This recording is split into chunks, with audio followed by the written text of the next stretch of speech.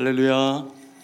너무 반갑습니다. 이 맑은생 광천교회를 저는 여러분들은 잘 모르시겠지만 저희 이제 기도원을 가는 길에 이 고가를 타고 이렇게 가다 보면 이제 맑은샘 광천교회가 보이고, 그래서 참 너무 아름답고 좋은 교회구나 이렇게 생각을 하기도 했고요. 또 그리고 사실 이렇게 와서 이렇게 말씀을 전할 수 있는 기회가 있을 거라고는 사실은 생각을 못 했는데, 우리 김현중 목사님은 아까 잠깐 이야기를 나누면서도 제가 인사를 드리기도 이렇게 했지만, 제가 사실은 혼자 되게 사모하고 또 혼자 좋아하고 뭐 이랬던 목사님이십니다. 왜 좋아했냐라고 이렇게 물으면 뭐 좋아하는데 이유가 있습니까? 너무 미남이시고 또 그리고 인격도 너무 훌륭하시다라는 것을 예전부터 알고 있었고, 제가 청년 때 섬겼던 교회에 이제 목사님으로 이제 부임해 오시고, 저는 또 목회를 또 조금 늦게 시작하고 이렇게 하면서 목사님을 제가 멀리서 보고 되게 굉장히 미남 목사님이 우리 교회 오셨구나 이렇게 생각했던 그런 목사님이십니다. 그리고 또 이제 저도 거기에 있다가 신학을 하게 돼가지고 이제 외부로 나와가지고 있으면서도 한 번씩 김현중 목사님 그 성함이 이렇게 불쑥불쑥 이렇게 떠오르는 겁니다. 그러면 또 김현중 목사님 이렇게 이제 한번 쳐보면 이제 그때 이제 근황도 이렇게 인터넷으로 조금씩 알기도 하고, 그게 아마 저도 이제 그 경기 노회에 온 지가 횟수로는 이제 목사님이 좀 비슷한데, 그때 한번 또 이렇게 쳐봤더니 우리 김현중 목사님이 맑은생 광천교회에 담임 목사님으로 와 계신 거예요. 그래서 이 교회도 너무 훌륭한 교회고, 또 원로 목사님 또 성도님들 너무 귀하게 교회를 잘 섬겨왔던 아름다운 교회라는 그런 이제 이야기를 많이 들어서 알고 있었는데, 제가 너무 또 존경하고 사랑하는 목사님이 여기 와 계시다 그러니까 제가 너무나 혼자 기뻤던 그랬던 적이 있습니다. 그렇다고 제가 절대로 뭐 스토킹하거나 뭐 이랬던 건 아니고요. 정말 마음으로 또 겉보기에는 그렇게 안 보이실 수도 있지만 목사님이 저보다 형님이십니다.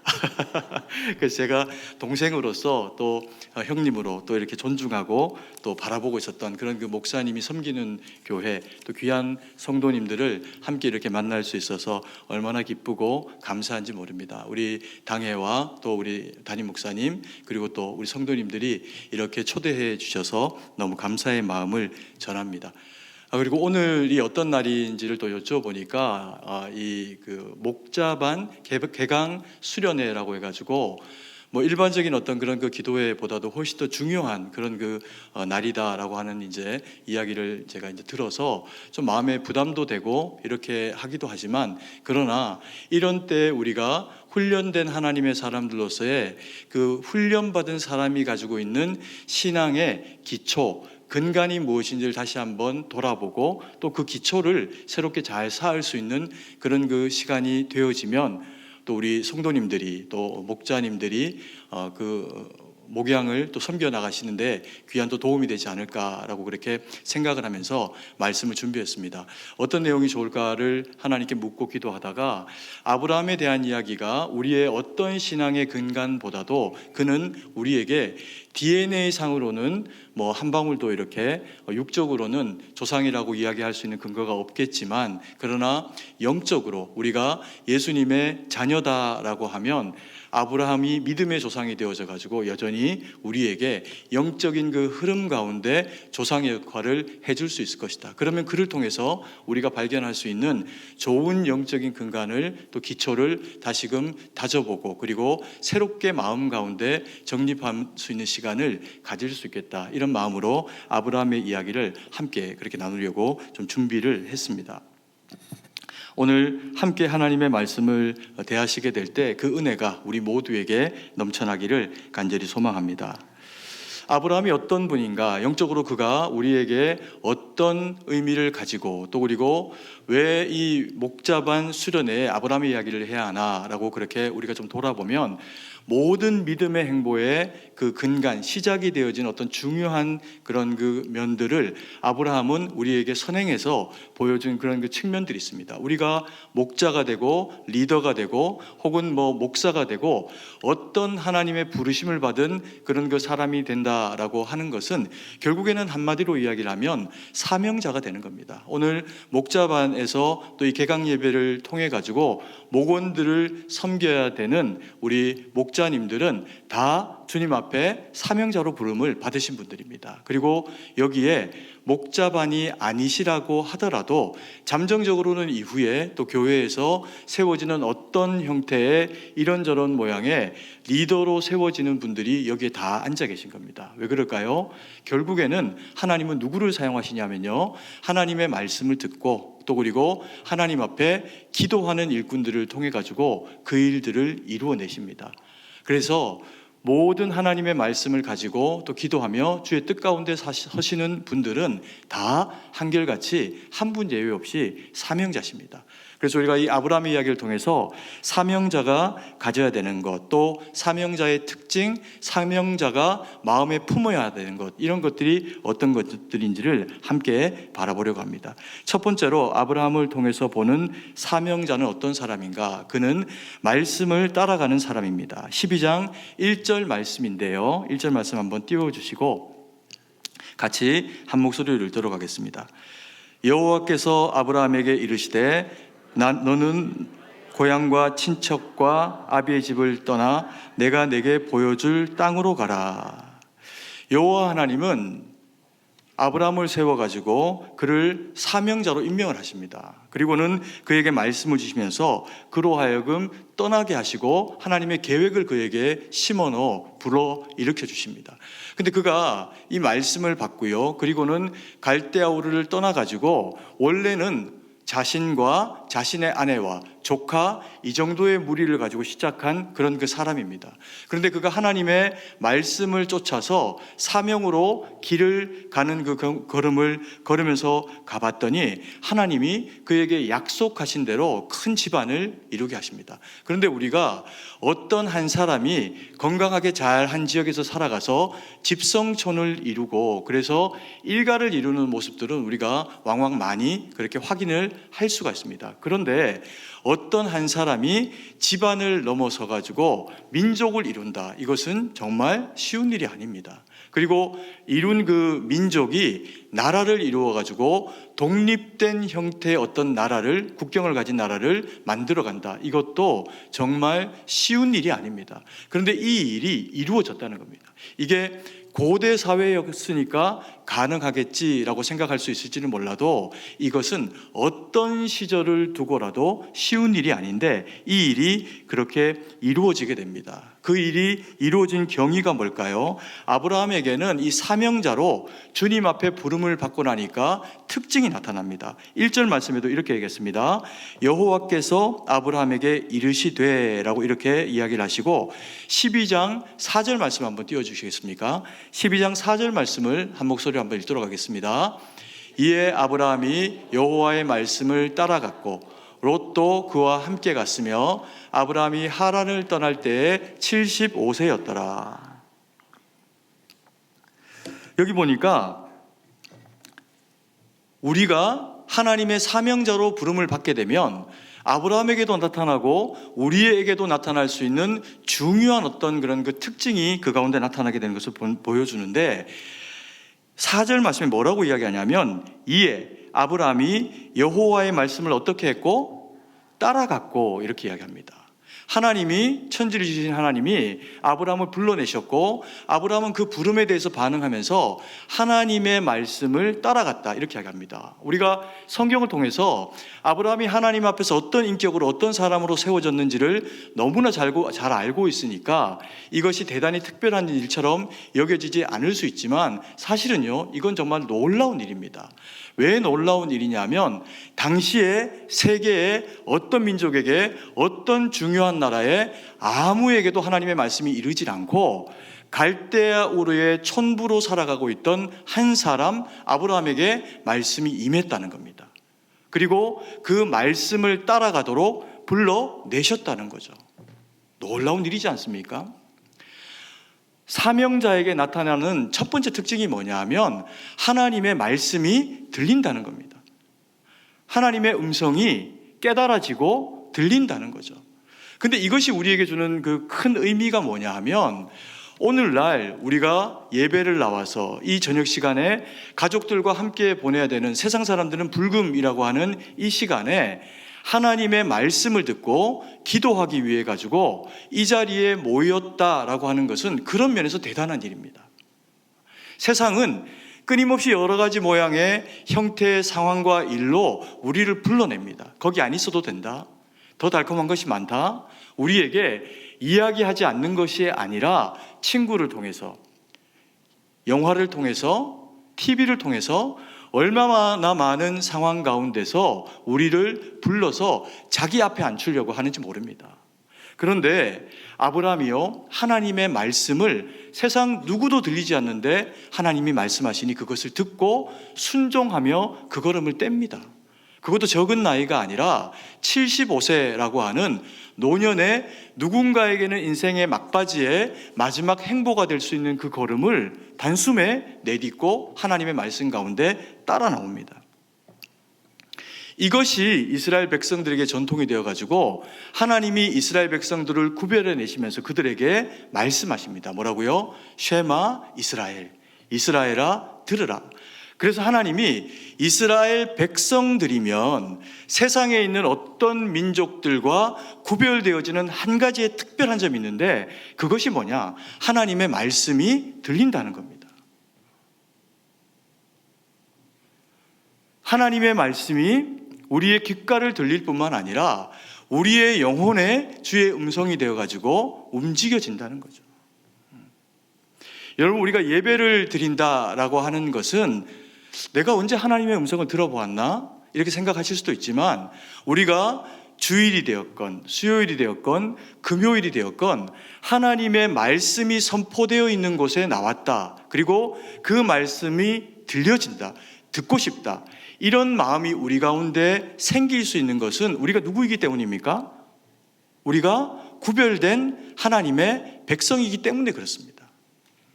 그렇죠? 인정하시죠?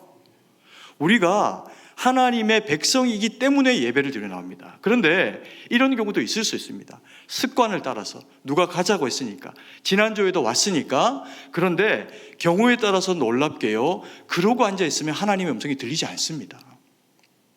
걱정이, 염려가 성경의 말씀처럼 가시덤불이 우리를 에워싸는 상황 가운데 놓이면 하나님의 음성이 들리지 않습니다.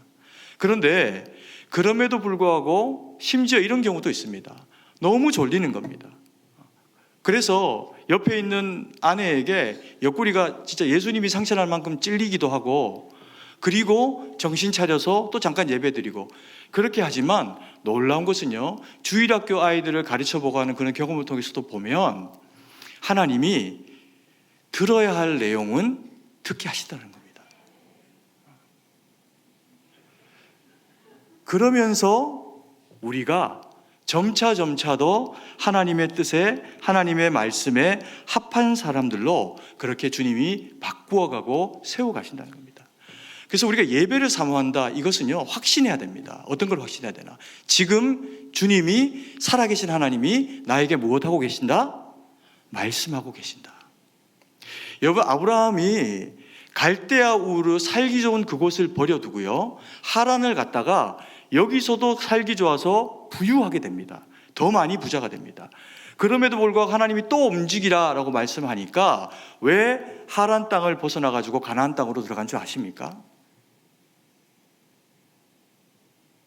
이유가 뭘까요? 이유가 뭐겠습니까? 하나님이 말씀하셨기 때문이지.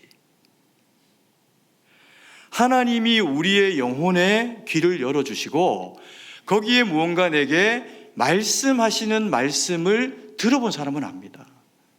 저도 목회 안 하려고요, 굉장히 많이 땡깡 부리고 도망다니고 그렇게 했거든요. 그렇게 해서 이리로도 도망가고 이것 하기 싫어서 저것도 해보고 이런저런 상황들을 많이 맞이해 봤는데, 결국에는 어느 시간에 수련회를 통해서, 예배를 통해서 내 영혼 가운데 말씀하시는 그 하나님의 음성을 들으니까 더 이상은 나로 하여금 사명의 길로 가라라고 하는 음성을 외면할 수가 없더라고요. 근데 그게 무서운 이야기가 아니었습니다. 너를 사랑한다, 내가 그리고 너와 함께하고 있다, 너를 지킨다, 그리고 네가 내가 명하는 이 일을 했으면 좋겠다, 내 양을 먹여라, 이것을 마음으로 말씀하시는데 너무 은혜가 됐습니다. 그래서 그것을 20대 이후에 제가 수용하고 그리고 다시 공부하고 뭐 이러면서 이제 신학의 길을 가게 됐는데, 그때 제 마음에 든 마음이 뭐냐면, 이게 너무나도 거룩한 하나님의 음성으로 내가 거절할 수 없는 음성을 주셨는데, 이걸 내가 여기서 더 이상 거절하면 주님이 나를 죽이실 수도 있겠다. 이런 거룩한 두려움이, 무서움이 아니고, 이것은 더 이상 거절해서도 안 되고 거절할 수도 없는 하나님의 명령이구나 라고 하는 그 확신이 제 마음 가운데 밀려오는 겁니다. 아브라함이 왜 75세에 떠날 수 있었을까요? 아니, 천지를 지으신, 그리고 나를 주관하신, 그 오랜 세월을 두고 나를 기다리시고 계획하신 하나님이 우리의 영혼에 말씀하시면서 네가 이것을 했으면 좋겠다라고 이야기를 하는데, 그것을 거부할 장사가 있을까요? 없습니다. 들어본 분은 압니다. 여러분, 좋은 말 하실 때 들어야 됩니다. 하나님이 좋은 말 하실 때가 언제일까요? 매번 드리는 예배입니다. 수요 예배, 금요 기도회, 주일 예배, 새벽으로 여러 모양으로 목사님을 통해서 하나님은 언제나 좋은 말 하십니다. 그때 뭐 해야 될까요? 순종해야 됩니다. 들어야 되는 겁니다. 그래서 사명자에게 주어지는 특징이 뭐냐면요, 하나님의 말씀이 들립니다. 이 말씀이 얼마나 강력하냐면, 똑같은 말씀을 들었는데 옆에 사람은 그거에 대해서 아무 두려움이 없습니다. 그런데 내 마음에는 자꾸만 부담감이 생기고, 이 일을 내가 해야 할 것 같고, 이번 주부터 내가 주차봉을 들어야 될 것 같고, 안내를 서야 될 것 같고, 저 말강량이 집에 있는 애들 밥해 먹이고 그들을 가르치는 것도 힘들어 죽겠는데, 교회에 와서 내가 또 아이들을 섬겨야 한다고? 심지어 내가 학교에서도 교사인데? 그런데 마음 가운데 하나님이 거룩한 부담을 주시면 그 일을 하는 것이 시절이 지나고 나서 보면 맞더라고요. 그래서 사명자에게는 하나님이 언제나 말씀을 주시는데, 이 말씀을 주시는 이유가 뭐냐 하면 순종해야 하기 때문입니다. 순종. 이 순종은 언제 하는 건 줄 아십니까? 언제 해야 제일 유익할까요? 즉시 하는 겁니다. 누구세요? 순종은 즉시 하는 겁니다. 지금 하는 겁니다. 이때가 가장 하나님의 역사에 적합하고, 그리고 주를 향한 더 많은 일들을 할 수 있는 기회가 주어지는 시간이 지금입니다. 내일도 하루를 까먹어요. 놀랍게 아브라함이 이 갈대아우르를 떠나서 하란을 거치고 가나안 땅에 들어오는 이 여정이 정말 쉽지 않은 일이었다라고 그렇게 생각이 됩니다. 아브라함도 쉽지 않았을 겁니다. 누군가는 내가 이제 이 보따리 다 싸가지고 자네를 떠나갔고 내가 하나님이 내게 말씀하신 곳을 향해서 나아가네, 그렇게 이야기를 했을 때 누군가는 만류했을 수도 있죠. 자네 지금 나이가 몇인데 이제는 정착해야 되는 때네. 자네 지금 나이도 많을 뿐만 아니라 자식도 없고 새로운 어떤 유업을 만들어서 그거를 계승해내기도 어렵지 않는가. 지금은 정착할 때고 떠나야 할 때가 아니야 라고 누군가가 이야기했을 수도 있죠. 근데 그때 아브라함이 노래를 하나 만들었습니다. 노래를 하나 지어가지고 그 노래를 부르면서 갈대아우르를 떠나고 하란을 떠났답니다. 그 노래가 어떻게 구전이 됐는지 대한민국에서 몇 해 전에 이게 시니어들 가운데 불려지는 노래로 뜨게 됐어요. 어떤 노래인 줄 아십니까? 야야야 내 나이가 어때서 순종하기 딱 좋은 나이인데, 그러면서 왔다는 거예요. 우리 교회에서 했을 때는 박수가 나왔었는데 감사합니다. 지금이 하나님의 말씀이 우리에게 임한 순간이라면 주님이 가장 기뻐하면서 우리에게 그 일을 하시기를 원하시는 그때는 지금이라는 겁니다. 우리의 젊음을 드리고 우리의 시간을 드리고 우리의 물질을 들여서 하나님 앞에 그 일을 이루어낼 때 주님이 그 순종하시는 자에게는 그 다음번에 또 말씀하시고 더 큰 사명을 맡기시고, 그리고 우리를 그렇게 이끌어가 세우신다는 겁니다. 그리고요, 하나님이 우리를 사명자로 세우셔서 뽑아먹고 그냥 일 시켜 먹기 위해서만 우리를 그렇게 뽑으신 게 아니라 우리를 그렇게 사명자로 세우시고 말씀을 하시면서 우리에게 선물로 주시는 게 있답니다. 그게 뭐냐면 복이라는 겁니다. 복. 하나님의 말씀을 받은 하나님의 사명자들은 복을 주시는데, 사실 이 복이라고 하는 것은요, 일반 은총 가운데서 세상에서 하나님을 믿지 못하는 사람들도 많은 복을 받고 살아가기도 합니다. 그런데 우리는 좀 달라야 되겠죠. 우리에게 하나님이 어떤 복을 주셨다면 이 복을 여전히 주님의 나라를 위해, 그리고 교회를 위해 섬겨내는 데에 우리가 귀하게 쓰임되게 하기 위해 가지고 이 복이 주님 앞에 건강한 형태로 열매가 되어져야 되겠죠. 이러려고 하면 우리가 알아야 되는 것이 있는데, 이 복에도 우선순위가 있다. 이 우선순위가 뒤바뀌면 문제가 생긴다. 그러면서 이것 또한 우리의 믿음의 조상이 되는 아브라함을 통해 갖고 우리로 하여금 점검하게 하십니다. 오늘 이 자리에 목자, 또 그리고 이후에 이런저런 리더십으로 쓰이게 되는 모든 성도님들이 훈련받은 하나님의 사람으로 세워지는 훈련받는 교회이니까 배운 티가 나야 하는데요, 그 배운 티가 나야 하는 영역이 뭐냐 하면 삶에서 진짜 우선순위가 무엇인가, 이것이 흐트러지게 될 때 목자가 되었던 어떤 상황이 되었건 지속적으로 하나님의 그 일들을 해내기는 굉장히 어려워집니다. 그래서 아브라함이 이것을 우리에게 너무나 좋은 예로 보여주고 있는데, 12장 5절 말씀입니다.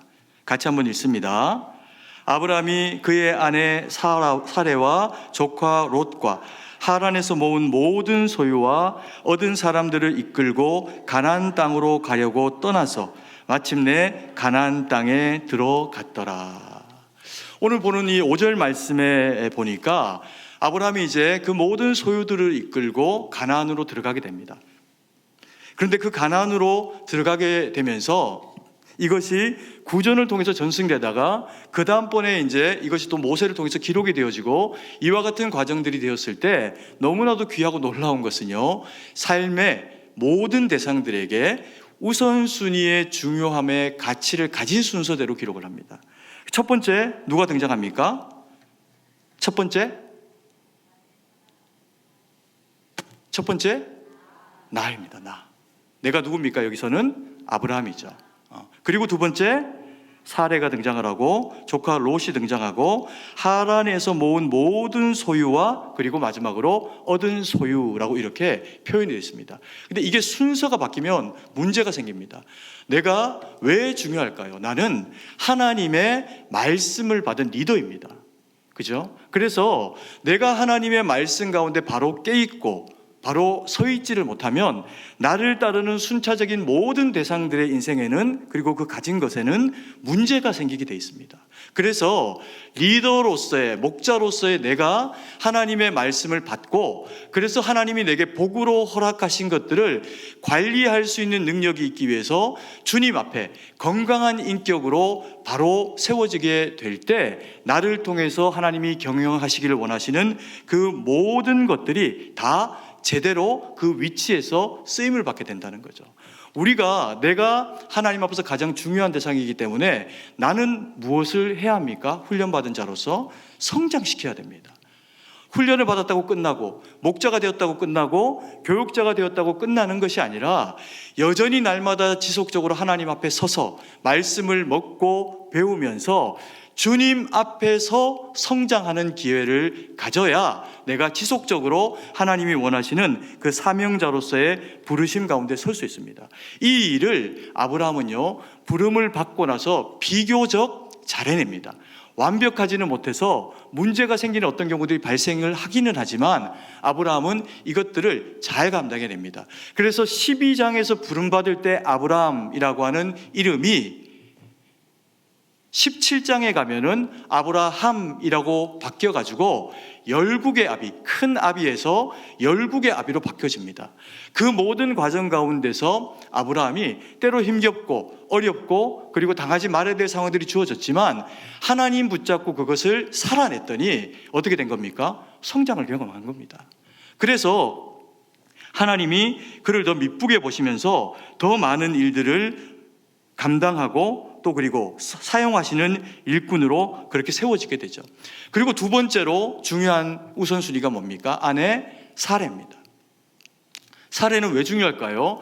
함께 유업을 받은 자입니다. 그래서 아내는 나와 모든 것들을 공유하는 대상입니다.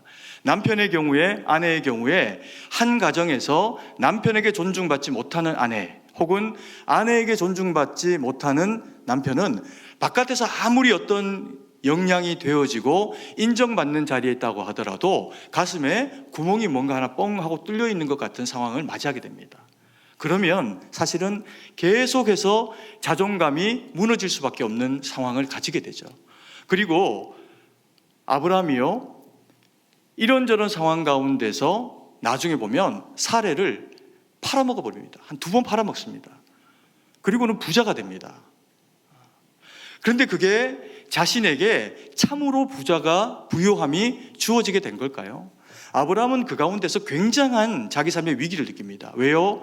하나님이 약속을 주셨는데 그 약속은 아브라함에게 주신 것이기도 하지만 동시에 아브라함이 그 약속이 이루어지기 위해서 그 약속을 함께 받은 유업으로 받은 사람이 누구입니까? 사라입니다. 사라를 뺏겨내 버리고 나면은 하나님의 그 약속, 자손을 통해서 주시기로 한 하늘의 별과 같이 땅의 모래와 같이 많은 민족이 되고 나라가 되어지는 이 후손들은 만들어낼 수가 없습니다. 그래서 이거 뺏기면 안 되는 겁니다. 그런데 이것을 뺏기니 자기의 비전과 모든 삶에 문제가 생기는 거죠. 그리고 세 번째로 우선순위가 뭡니까? 조카 롯입니다. 근데 이 조카 롯은 함께하면 든든합니다. 왜요? 친족이라고는 없는 아브라함의 입장에서 조카가 내 옆에 있으니 얼마나 든든합니까? 그럼에도 불구하고 조카는 자식이 아닙니다. 때 되면 떠나갑니다. 그리고 더 좋은 땅으로 갑니다. 아브라함이 마음이 얼마나 무너져 내렸겠습니까? 그런데도 불구하고요, 어떤 의미에서는 잘한 일이기도 하지만 사라가 볼 때는 서운할 수 있는 일은 자기는 팔아먹고 조카는 목숨 걸고 구하라고 해서 구해옵니다. 우리 여성도님들 서운하시죠? 그죠? 그리고 그 다음 우선순위가 뭐였습니까? 하란에서 모은 것, 그리고 종들입니다. 하란에서 모은 것이 왜 중요할까요? 하나님의 약속이 아브라함을 통해서, 사레를 통해서, 이후에 이삭을 통해서 계승되어질 때 이삭이 그것을 먹고 자라고 그것의 보호를 받고 그것을 누리며 살아갑니다. 그리고 종들은 그것을 관리해주는 사람입니다. 그래서 이 우선순위를 잘 지켜서 해나가게 될 때 사명자가 사명을 더 온전히 감당할 수가 있다는 겁니다. 아까 부부에 대한 이야기를 잠깐 했지만 부부는 그냥 서로가 서로에 대해서 중요한 가치를 가지는 것, 또 그리고 사랑하면 이것의 순위가 바뀌지 않습니다. 근데 이제 문제가 뭐냐 하면 이 우선순위에 도전하는 대상이 등장을 합니다. 오늘 읽은 이 본문의 말씀은 나오지 않는데 조카 롯 대신에 자식이라고 하는 대상이 등장을 하게 되면요, 이게 분명히 우선순위의 세 번째에 해당하는 자리를 하고 있어야 가정이 건강하게 유지가 됩니다. 그런데 아이가 태어나면요,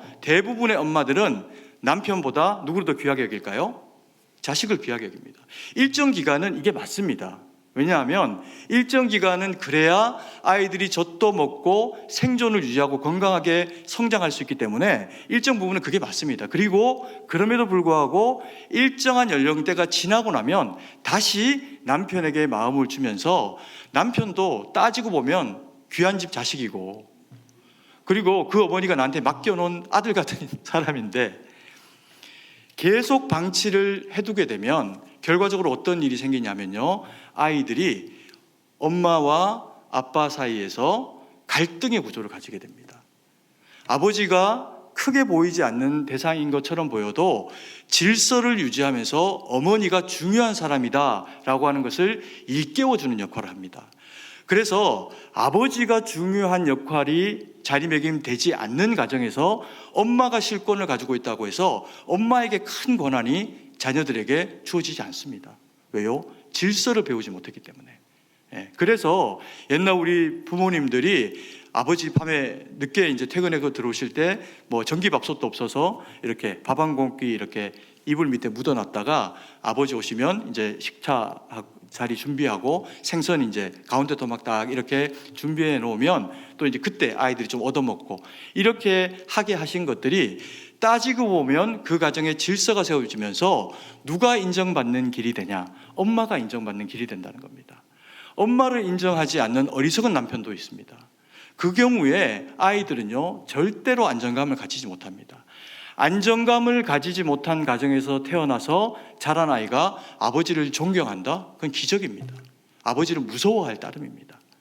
그래서 아버지가 존중받고 어머니가 존경받는 구조가 되려고 하면 부부가 서로가 서로를 존중하는 그와 같은 구조로서 1순위가 돼야 나머지 이제 그 다음 순위들이 이것을 역전하려고 하지 않습니다. 그리고 이 질서가 지켜져야 하나님 보실 때 건강하고 아름다운 가정이 이루어질 수 있게 되죠. 세상에 많은 가정들이 이 구조가 너무나 많이 깨져 버렸습니다. 그래서 믿음의 가정에서 또 목자반에서 제자 훈련을 받고 무언가 하나님의 말씀으로 지도받은 대상들은 삶의 우선순위 가운데 물질이 절대 사람을 앞서지 못하게 하고 수전노되지 말고, 그리고 일가 친척이 내 가족보다 더 앞서는 대상들이 되게 하지 않아가지고 명절 때만 되면 마음 상해가지고 돌아오게 되는 아내를 만들지는 말아야 됩니다. 이 우선순위가 하나님의 말씀과 뜻 가운데 주의 그 질서를 부여하시는 것을 따라가지고 우리 가운데서 그렇게 이루어지게 될 때 비로소요 더 건강하게 하나님의 일을 감당해낼 수 있습니다. 일본으로 아브라함이 거론되어져야 되는 이유는 뭐냐 하면, 아브라함이 자기가 자기를 사랑하지 않으면 그 나머지 순차적인 어떤 대상들을 어쩌다 한번 사랑할 수는 있지만 지속적으로 계속 말씀을 따라 사랑해내기는 어려워집니다. 그래서 말씀으로 자기를 사랑하고 처소 복종하고 잘 다듬고, 그리고 자기의 모든 수와 아내 그리고 또 자녀들 그리고 나머지 것들을 경영해 나가면서 함께 해 나가게 될 때 하나님이 지속적으로 아브라함을 사용하시는 그런 그 은혜가 있을 수가 있다는 거죠. 우리도 마찬가지입니다. 그래서 우리의 삶 가운데서 하나님이 내게 중요한 의미로 세워두신 사람들 그리고 직장, 그 우선순위를 바꾸지 말고 하나님 앞에 잘 준비되어져서 주님 앞에 쓰임받는 저와 우리 사랑하시는 성도님들 되기를 간절히 소망합니다. 그리고 세 번째로, 마지막으로 훈련자들에게 또 그리고 목자님들에게 하나님이 사명자로 요청하고 계시는 것은 뭐냐 하면, 말씀을 통해서 영적 좌표를 가지고 늘 자기 자신을 잘 점검해라, 이렇게 이야기를 하고 계십니다. 뭐 다른 말로 하면 내가 언약 가운데 서 있나? 내가 하나님의 말씀 가운데 서 있나? 이것을 그때그때 잘 점검을 하라는 겁니다. 6절 말씀인데요, 같이 6절 말씀을 한번 같이 읽도록 하겠습니다. 아브라함이 그 땅을 지나 세겜 땅 모래 상수리 나무에 이르니 그때 가나안 사람이 그 땅에 거주하였더라. 아브라함은 갈대아 우르를 떠날 때요, 하나님이 말씀하셨기 때문에 떠났습니다. 천지를 지으신 하나님이 귀에다가 이야기하는데 누가 안 떠나겠습니까? 얼마나 거룩하고 얼마나 강력한 음성인지 그가 길을 떠났습니다. 그리고 하란에 정착을 해서 일정 기간 동안 살았는데 거기서도 아버지 데라가 죽고 나니까 하나님이 다시 그 걸음을 옮기게 하십니다. 그리고는 이제 에발산에서 흘러내리는 그런 그 만년설이 녹아서 내리는 맑은 샘이 있는 단 지파도 지나고, 그리고 또 갈릴리 호수까지 내려오게 됩니다. 그런데 그 땅까지 내려오는 동안에요, 이 아브라함의 눈에 보인 것은 마치 천국과 같았을 겁니다. 나중에 이제 이스라엘을 가보시게 되신 분들 혹은 갔다 와 보신 분들은 알겠지만, 이 단지파가 거주하는 에발산에서 흘러내리는 그 물이 흐르는 지역을 갔다 와 보시면 여기가 진짜 천국인가? 이렇게 생각을 하게 될 만큼 숲이 우거지고 물이 정말 맑고 그걸 떠먹고 싶은 충동이 느껴질 정도로 깨끗한 물이 흐르는 숲을 만나게 됩니다. 그걸 지나온 겁니다. 사실 따지고 보면 그 숲이 아무리 아름다워도요, 대한민국에 있는 숲이나 공원보다 아름답지는 않습니다. 대한민국이 진짜 아름다운 곳이에요. 그런데 생각해 보십시오. 광야와 사막 같은 곳을 지나가지고 정착하기 위해서 들어가는 땅이 숲이 우거진 겁니다. 맑은 물이 막 흐르는 겁니다. 그냥 떠먹어도 되는 물이 거기에 흘러 넘치는 겁니다. 천국같이 보이지 않았을까요? 그런데 아브라함이 거기에 정착을 못합니다. 그리고 내려옵니다. 갈릴리 호수가 물이 좀 검기는 하지만 물이 얼마나 풍부합니까? 땅을 파면 우물이 나오고 동물들은 언제든지 그 강기 속에서 물을 마셔도 아무런 문제가 되지 않습니다. 특별히 사나운 짐승도 없습니다. 그런데 이 땅이 정말 천국인가 에덴인가 약속의 땅을 향해 가지고 왔는데 아브라함이 어쩐지 거기에 정착을 못합니다. 왜 그랬을까요? 거기에는, 괜찮은 땅에는 이미 가나안 백성들이 허다하게 거기에 씨족 사회를 이루면서 도시 문명을 이루고 살아가고 있습니다. 그러니 거기에 내가 좀 정착을 해서 한번 살아볼까? 여기가 하나님이 내게 막 약속하신 그 말씀의 땅인가? 그렇게 묻고 해보지만 사람이 허락해야 살죠. 경우에 따라서 좀 좋은 사람들을 만나면요, 물 먹여라. 그리고 친절하게 대해줍니다. 근데 한 이틀 지나니 서로 간에 불편한 겁니다. 그러면 어떻게 될까요? 그 자리를 박차고 다른 데로 가야 할 수밖에 없습니다. 왜요? 이미 식솔들도 너무 많고 그리고 양이 부지기수로 많거든요. 그러다 보니까 거기를 옮겨가지고 다른 지역을 가면 다른 지역에서는 여기보다 박한 거예요. 물을 돈을 주고 양을 먹여야 되고 많은 대가를 지불하고 그것을 누릴 수 있는 상황이 되니까 아브라함이 그 땅이 하나님이 말씀하신 이 약속의 땅이 나에게 맞나? 살기는 진짜 좋은 것 같은데 여기가 정말 약속의 땅이 맞나?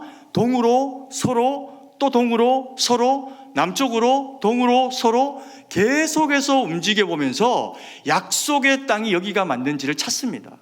그리고 세겜 땅 즈음에 와가지고는 막 이제 헷갈리는 겁니다. 마음에.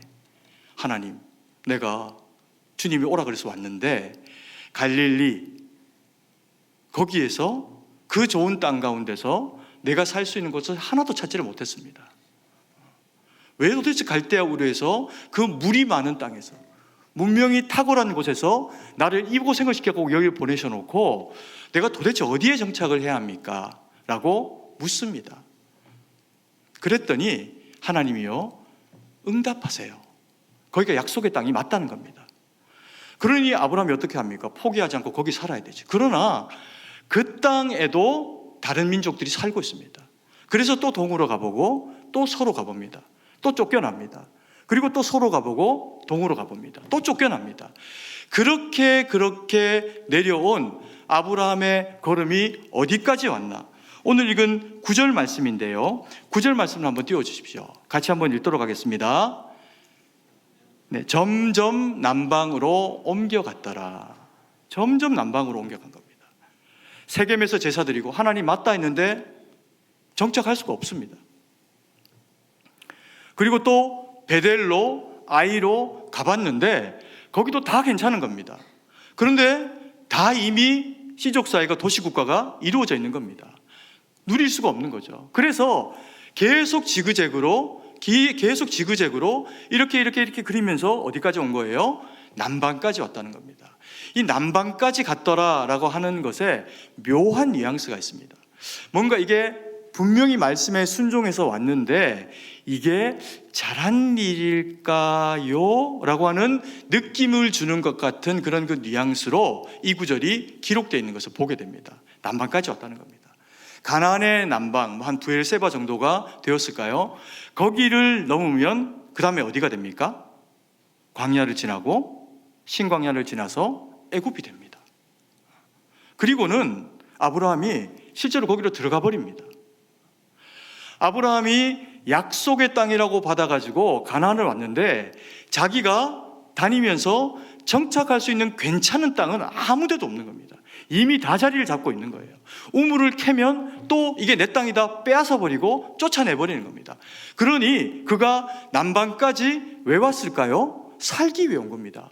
무슨 하나님의 약속의 말씀을 위배하고 어기기 위해 가지고 온 게 아니고 하나님의 말씀에 순종해서 살아남기 위해 가지고 왔는데 남방까지 왔는데 결과적으로는 어떤 일이 발생했나? 가뭄이 찾아온 겁니다. 가뭄이. 그러니 아브라함이 어떤 결정을 하게 됩니까? 나일강, 애굽, 물이 많다. 작물이 풍부하다. 거기 가면 여기보다 더 수월하게 살아갈 수 있는 기회가 된다. 그 정보를 듣고 애굽으로 그 발걸음을 옮겨버립니다. 그런데 애굽으로 발걸음을 옮겨버리고 난 이후에 잠깐 중간에 말씀을 드렸지만 그의 그 인생에 모든 것이 다 이뤄지는 하나님의 약속, 언약이 파기되어지는 어떤 상황이 주어집니다. 뭡니까? 아내를 빼앗길 지경에 놓였는 겁니다. 그럼 우리가 이런 의구심이 들죠. 왜 하나님은 아브라함으로 한 군데 정착해서 거기서 뿌리 내려서 가나안을 장악하지 않게 하시고 왜 다 다니게 하셨나?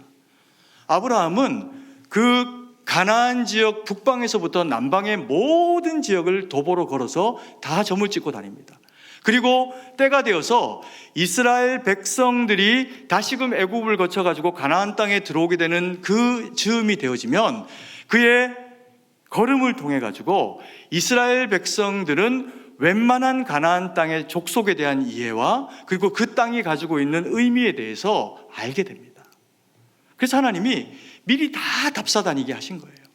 그리고 이 고난이 가뭄을 통해서 주어지게 됐는데 제대로 말씀을 더 묵상하고 했다면 거기를 거슬러 가지고 다시금 갈릴리로 가든 물이 풍부한 그 걸음을 걸었어야 되는데 다 거쳐본 걸음이고 다시 돌아갈 걸음보다 더 풍요롭고 더 쉬운 걸음을 쫓아가지고 애굽으로 들어가는 걸음을 선택을 하게 됩니다. 그러면서 인생의 모든 것, 갈대아우르를 떠나면서 그에게 주셨던 모든 것들이 다 까딱하면 의미 없어지게 되는 상황이 벌어지게 된 거죠. 왜요? 더 부자가 되어서 애굽을 탈출한들 아내가 없어서 자식을 보지 못하면 하나님의 뜻은 이루어질 수 없고 이미 노년이 된 아브라함에게는 그닥 그렇게 어떤 것이 다 의미 있는 일이 되어지지를 못한다는 겁니다. 우리가 이 말씀을 통해 가지고 마음에 좀 새기고 돌아봐야 될 것이 있습니다.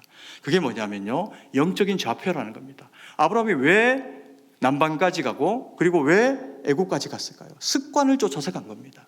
하나님이 걸으라니 걸었고 별을 보고 모래를 보고 그렇게 왔고 그리고 들어가서 여기가 맞다라고 하시니 거기에 동으로 서로 나무로 다 다녀본 겁니다. 하나님 앞에 묻고 그리고 또 심지어 제사도 드리고 주님의 음성도 듣습니다. 그런데 그러면서 계속 동으로 서로 나무로 이렇게 걸어오는 그 걸음이 지속적으로 결과적으로는 점점 더 남방으로 내려가는 걸음이 되니까 이제는 더 이상 가야 될 걸음이 결과적으로는 그 습관을 따라 어디가 된 겁니까? 애굽이 된 거예요. 그래서 애굽으로 가버린 겁니다. 이게 우리가 아브라함을 욕할 수 있는 얘기는 아닙니다. 왜요? 우리가 대단히 믿음이 좋은 것 같고 목사이고 또 혹은 금요기도회로 기도의 자리, 예배의 자리마다 빠지지 않고 하나님을 섬겨오는 예배자로 소리가 말씀 듣고 충실하게 살아가지만 때로 우리의 인생 가운데 우리가 감당할 수 없는 어려운 상황들이 우리 가운데 찾아오면 우리는 믿음 안에서 말씀을 쫓아 하나님이 우리에게 선택하시는 그 선택을 때로는 못할 때도 있습니다. 솔직히 그렇지 않습니까?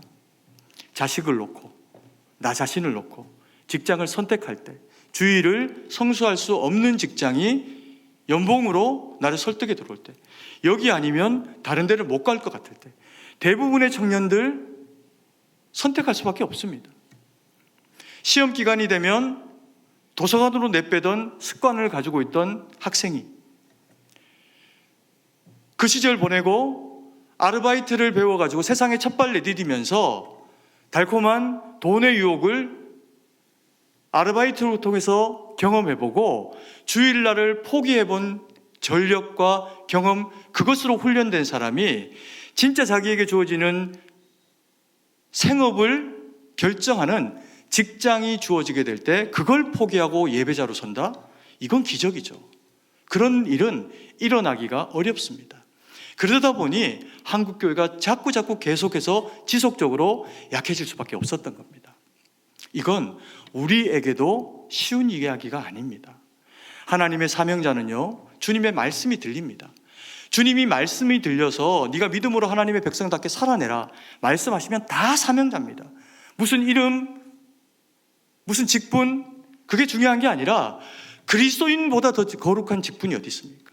주님이 우리를 구속하시면서 십자가에 자기를 들여 그 시뻘건 피로 우리를 구속하시면서 다 이루었다 말씀하시고 우리에게 주신 직분이 그리스도인인데 이거보다 더 거룩한 직분이 어디 있습니까? 여러분, 그리스도인이 가장 거룩한 직분이에요. 그래서 그리스도인은 모든 하나님의 말씀을 받고 주 예수 그리스도의 그 십자가의 권능으로 구속받은 모든 그리스도인들은 한 사람 예외 없이 다 사명자입니다. 그 사명자는 내 삶의 모든 우선순위를 건강하게 주님을 1번으로, 그리고 주님의 말씀 받은 내가 내 모든 삶의 지경과 그 영역들 가운데 순종을 시키고 내가 너희의 믿음의 본으로 하나님의 말씀 붙잡고 살아내려고 몸부림하니 당신도 따라오고 너희도 따라오고 모든 여러분들도 따라오십시오. 이것이 사명자의 길입니다. 거기에서 놀랍게 역사하시는 하나님의 역사는 나타납니다. 그런데요, 그렇게 살아도 아브라함 보니까 위기가 찾아온답니다. 우리 삶의 습관을 따라 악한 세상이 어떻게든 언약 백성 우리를 넘어뜨리려고 뒤흔드는 겁니다. 어떻게 이겨냅니까? 아브라함은 어떻게 이겨냈을까요? 뺏겨버렸습니다. 부인을 뺏겨버렸습니다. 자기가 안 사랑해서도 아니고 언약을 몰라서도 아니고 바로를 어떻게 이깁니까? 뺏겨버렸습니다. 목숨 걸고 지켜줘야 사라가 안 상할 텐데 어리석어서 뺏겨버립니다. 그런데요, 우리가 마지막으로 목자반 개간순례, 사실 이게 일하는 우리에겐 제일 중요한 일입니다. 뭘까요? 어떻게 아브라함은 이 위기를 넘길까요? 같이 한번 하나님 말씀 잠깐 볼 텐데요.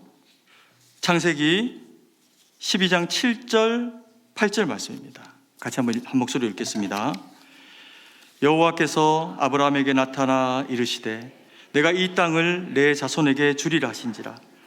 자기에게 나타나신 여호와께 그가 그곳에서 제단을 쌓고 거기서 베델 동쪽 산으로 옮겨 장막을 치니 서쪽은 베델이요 동쪽은 아이라. 그가 그곳에서 여호와께 제단을 쌓고 여호와의 이름을 부르더니, 여호와의 이름을 어떻게 했습니까? 불렀어요. 여호와의 이름을 왜 불렀을까요? 하나님 앞에 답답한 겁니다.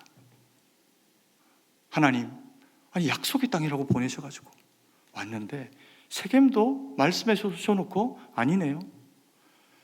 베델에 가봐도 진치고 있고 아이에 가봐도 진치고 있고, 도대체 나는 약속의 땅이라고 보내셔놓고는 어디에 깃발을 꽂고 살아야 됩니까? 하나님 앞에 물으니 묻는 데마다 하나님이 응답하시면서 내가 이 땅을 내 자손에게 주리라. 내가 이 땅을 내 자손에게 주리라 말씀하신 겁니다. 그리고 남방으로 가서 애국까지 갔더니 부인을 빼앗겨버렸네. 무력한 아브라함이 할 수 있었던 것은 이 추억밖에 없는 겁니다. 내가 낙심되었을 때, 내가 무너졌을 때 나를 다시 일으켜서 걷게 하신 분이 여호와셨지. 내가 그에게 제단을 쌓고 그의 이름을 불렀을 때 자신을 드러내시고